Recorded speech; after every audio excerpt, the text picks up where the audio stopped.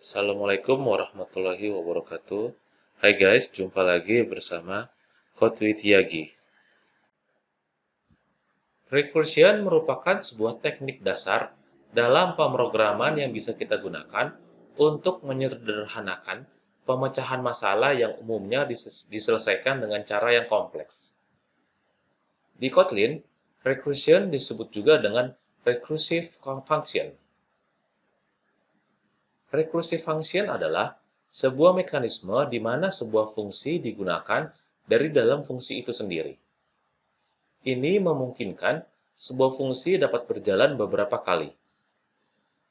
Setiap pemanggilannya bisa kita atur agar dapat mengembalikan nilai dan digunakan sebagai argumen untuk pemanggilan fungsi berikutnya, serta mengembalikan nilai akhir berupa perhitungan nilai kembalian dari setiap pemanggilan fungsi tersebut. Lalu, penyelesaian seperti apa yang dapat dilakukan dengan rekursif, bisa kita perhatikan kode ini.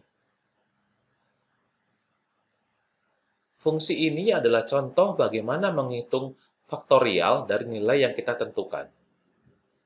Tidak ada yang salah dengan kode ini, dan dapat dijalankan serta mengembalikan nilai sesuai dengan yang kita inginkan.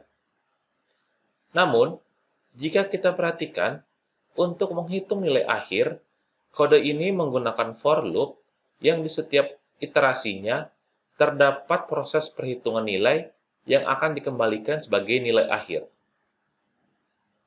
Dengan rekursif, kita bisa menentukan nilai akhir tersebut dengan cara yang lebih sederhana. Perhatikan contoh ketika kode ini ditulis dengan mekanisme rekursif. Ketika kita menjalankan fungsi ini, program akan menciptakan tumpukan frame dengan jumlah berdasarkan nilai n, di mana setiap frame akan mengkonsumsi memori. Ini bisa jadi masalah dalam penerapannya. Contoh, jika kita memasukkan argumen dengan nilai besar ketika ingin menggunakannya seperti berikut. Maka, pada konsol akan menampilkan error seperti berikut.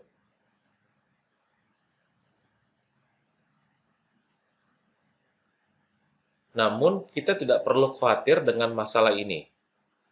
Kotlin mendukung gaya pemrograman fungsional yang bernama tail recursion, yakni sekumpulan urutan instruksi untuk menjalankan tugas tertentu yang dijalankan terakhir pada sebuah prosedur. Dengannya, kita bisa meminimalisir penumpukan frame ketika kita menerapkan rekursif. Tail recursion akan memastikan proses sebelumnya telah selesai sebelum pemanggilan fungsi berikutnya dijalankan. Contohnya adalah seperti berikut. Namun, dengan kode ini, kita tidak bisa langsung menghindari penumpukan frame. Ini karena secara default, JFM tidak mendukung optimasi tail recursion. Untuk itu, Kotlin menyediakan modifier agar kita bisa tetap menerapkannya, yaitu modifier tailrec. Penggunaannya adalah seperti berikut.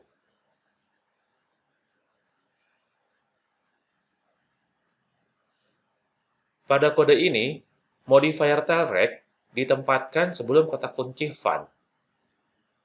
Ketika sebuah fungsi ditandai dengan modifier tailrec, maka fungsi tersebut hanya boleh dipanggil untuk dijalankan terakhir dan tidak boleh digunakan dari dalam blok try catch finally.